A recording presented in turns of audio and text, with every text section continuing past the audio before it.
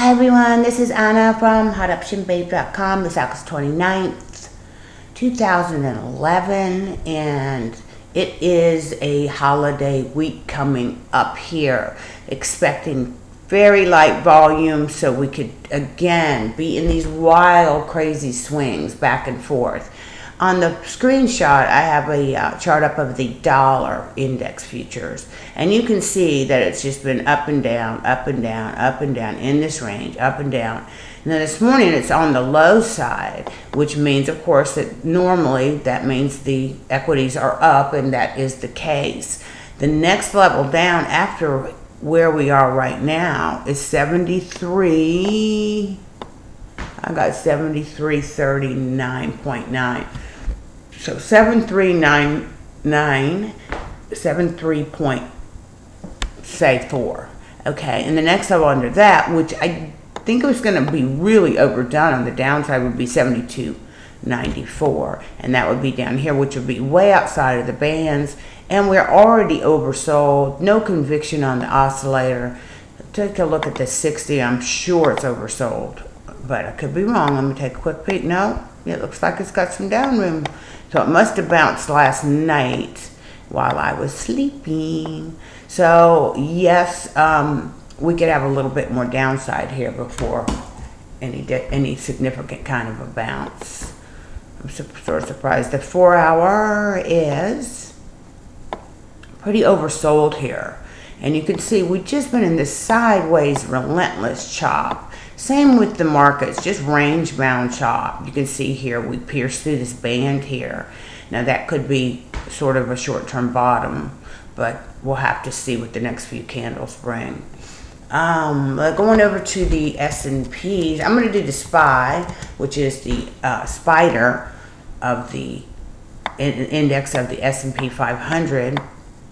I know a lot of you trade that, and it's basically the same kind of a story. Now, we did have a head and shoulder on here, okay? That just did not play out so far. So now, what I'm seeing is a little bit of a W in here, and a little bit of a W. It came down, now it's making an A. You know, it's a little overbought. Someone said to me, well, the MACD doesn't show overbought. The MACD you use that for, I personally use it for divergences, okay? When the oscillator starts to show slight weakening, to me, that means, and the stochastics are overbought, that means that it should have some weakness coming up to it. Let me delete that. So you can see here, the oscillator sloping down, but then it reasserted, but it's still lower than it was here, which is still considered bearish divergence. It would have to reassert itself and get up over these levels here, okay? Now, let's take a look at the daily on here. Now, being a holiday week, anything can happen. We still have this bear flag. We still have somewhat of a head and shoulder in here. To me, it's overbought. When anything over 80 is considered overbought, and it's right now at about let's say 100. So that's considered overbought. The MACD is it does have a buy signal. However, it's not as strong as it was over here. So if you were a bull, you would want to see this, rising up and have more strength to it. So we have to see what happens on that. For the levels I'm looking at on the SPY, on the upside will be 121.44 and 128.54. And on the downside would be 116.78 and 115.04. Now we'll go over to the E-mini futures. So you'll see basically the same type pattern, although it trades more in the after hours. You still have that bear flag here. It's downward and then sideways consolidation. And what it's doing is been chopping around in here and trying to find out where it really wants to go. Okay, same thing. Overbought on this indicator on the daily. And I don't know, I started getting into a discussion with someone last night about the MACD versus the stochastics. The MACD It does give you buy and sell signals, but it is not, I don't use it as an indicator to be overbought or oversold. This is what you use, the stochastics. That's what I use personally. Everybody has their own thing. Let me give you the levels on the E-minis that we want to look for, and that will be 1189. I have 1192 and 1209, 1229. I'll be right there, Ziggy. Okay, on the upside, on the downside, 1170, 108, 1151, and 1127. So, and there's a little bit more. If you wanted to go shorter term, we would say, let me take a look at this. I can't see what color that is. I'm colorblind. 1192, yeah, what I said. And we're right now at 1189. Downside 1182, below that 1171, then 1164. All right, so these are the levels that you want to look at here on the side. All right, now you can see again, 60-minute overbought, way overbought. But it can bounce along here. Remember, light volume. But there's your key. There's your divergences right here. That is your divergence. So you can see that the oscillator is losing strength.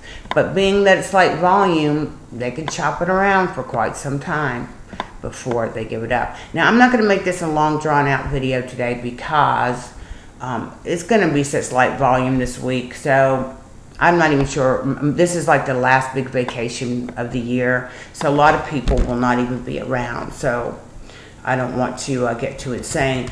I did mention to some folks that everybody and their mother is looking for this head and shoulder on gold. Now, I'm still long gold, a small position, not huge. But to me, anytime everybody's looking at the same thing, a lot of times it never happens. Okay, that's the old trading rule. You know, everybody sees it. The market does what hurts the most people. That being said, you can see the little head and shoulder in here. It looks like it's trying to turn over a little bit, but it still hasn't given me enough signals to say, okay, throw in the towel at this point. Now, I got in at around 1733, and I'm still in it. You can see that big bottoming tail here, and we're trying to go up. Now, if it gets past this high, then that head and shoulders is no longer valid. I was going to show you a shorter time frame and show you something interesting. Now, we got gold up this morning. We got crude up. We got market up. All the metals are up. NASDAQ's up. How about bonds? Bonds up? Are bonds up? No, bonds are down a little bit this morning. Okay, let's look at the shorter time frame here. Gold getting a little oversold here on the 15. And on a 60. Now, I could argue, going back to that head and shoulder, that this is putting in a little inverted here, okay? Could come down to around 1810, and then it would make a nice little inverted, and it could continue on up. So we'll see what happens. See, the stochastic's pointing up. I don't know if I'd want to be so short gold at this point, but like I said, this is a holiday week, so just about anything could happen. So trade lightly, trade safely. If you need anything, you know where to find me, info@hotptionbabe.com. Thanks a lot. Have a great week. Bye.